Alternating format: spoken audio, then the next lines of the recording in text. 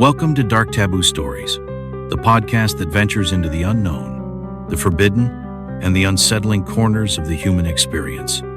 Each week, we uncover the tales that society shies away from, stories that challenge our perceptions, evoke uncomfortable truths, and leave us questioning everything we thought we knew. From unsolved mysteries to controversial topics, these are the stories no one talks about until now. Dark Taboo Stories isn't for the faint of heart. So, if you're ready to explore the darker side of life, to confront the unspoken, and to embrace the strange, then settle in. The shadows are waiting, and so are the stories. This is Dark Taboo Stories. Let's begin.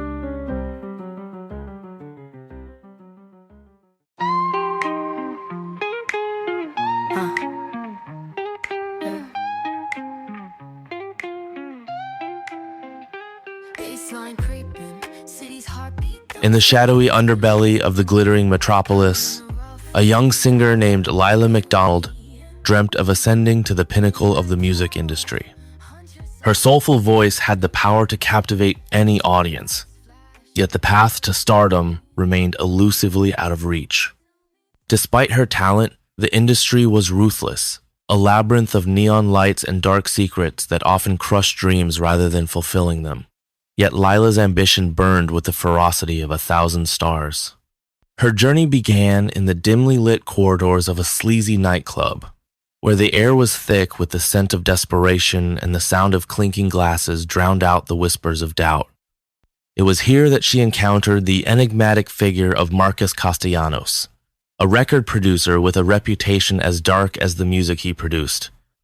He had an eye for talent, a taste for the macabre, and a network that stretched deeper into the industry's abyss than anyone dared to imagine. Marcus saw something in Lila that night, a hunger for success and a vulnerability that he could exploit. He offered her a chance, a single shot at fame, but warned her that the price she would have to pay was more than mere currency. The contract he presented was not just a legally binding document, but a dark talisman that bound her soul to his whims. Her heart racing with excitement and fear, Lila signed her name with a flourish, not fully comprehending the gravity of her decision. Over the next few months, she worked tirelessly, crafting a persona that was part angel, part siren. Marcus pushed her to the brink, sculpting her voice into a weapon and her image into an untouchable icon. But the cost of her newfound fame grew increasingly sinister. Marcus demanded more than just her music. He demanded her soul, piece by piece. He introduced her to a world of excess and depravity, where the elite gathered to indulge in their darkest desires. In exchange for her participation, he promised her a platform to showcase her talents to the world. Lila found herself at the center of a masquerade ball hosted in a grandiose mansion, surrounded by figures of power and beauty. The walls whispered secrets of past sacrifices, and the floorboards groaned under the weight of 1,000 lost dreams. She performed, her voice soaring through the halls, and the guests were spellbound. They offered her the adoration and attention she had always craved, but the price was higher than any she had anticipated. Marcus revealed the true nature of the bargain she had made. Her music would be the conduit for his own dark ambitions, her voice a tool to manipulate the masses. He spoke of ancient rituals and dark deities that craved the purity of artistic expression to maintain their power in the modern world.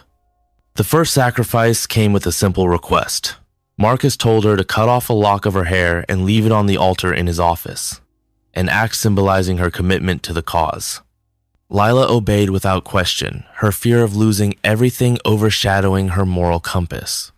Each subsequent demand grew more macabre. The sacrifices grew from symbolic acts to actual sacrifices, the death of innocents, to fuel the dark magic behind her climb to fame. The city buzzed with whispers of Lila's meteoric rise. Her music played in every corner, and her image graced the covers of glossy magazines. Yet behind the glamour, her heart grew cold, as the reality of her situation dawned upon her. She had become a puppet, her strings held by the puppeteer of darkness. One night, as she lay in her opulent bed, a chill crept into the room, bringing with it the scent of decay and the sound of 1,000 murmuring voices. The whispers grew louder, taunting her with the truth she had tried to ignore. The price she had paid was too high, and the debt she owed could never truly be repaid.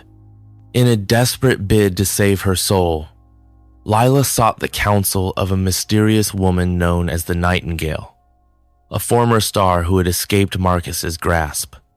The Nightingale spoke of a way to break the contract, but the path was fraught with danger and the stakes were high. The Nightingale led Lila through the city's labyrinth of streets, each turn leading them closer to the heart of the shadow world that had once promised her everything.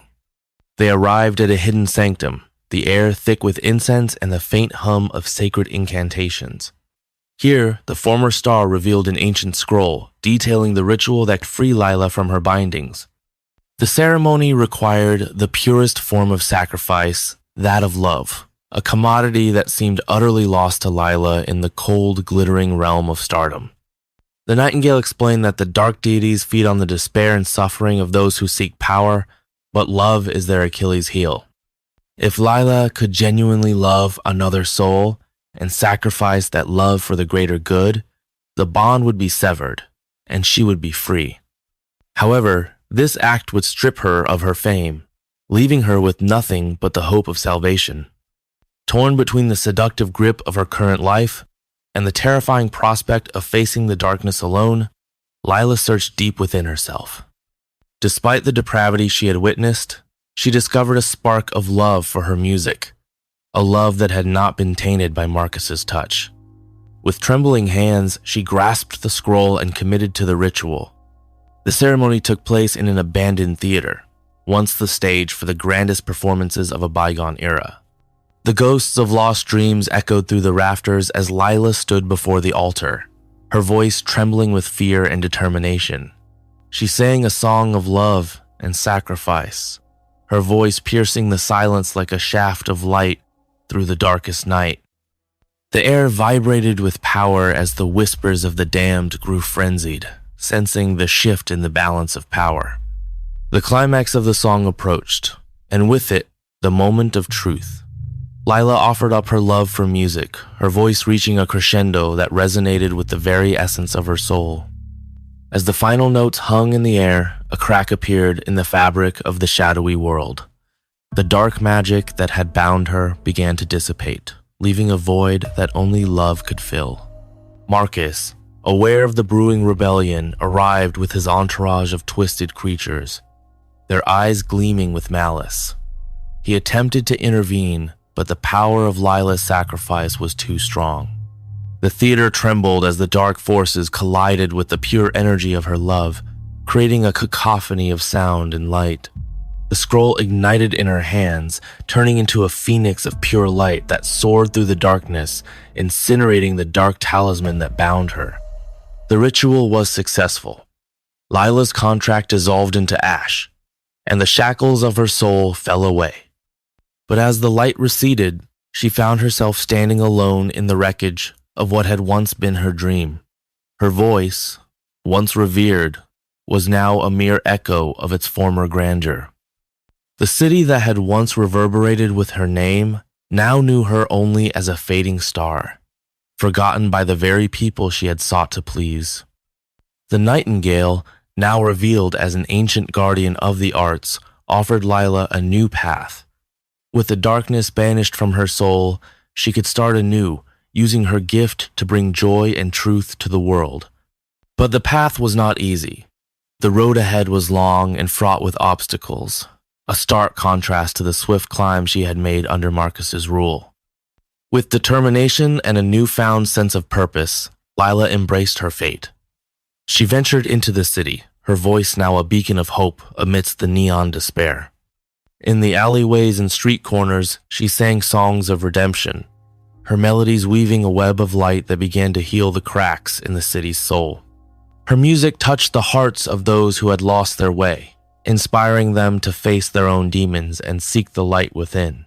Slowly, Lila built a new legacy, one founded on love and authenticity. The whispers of the city streets grew kinder, the shadows less foreboding as her story spread. Years passed, and though Lila never reached the heights of fame she once had, she found contentment in her art,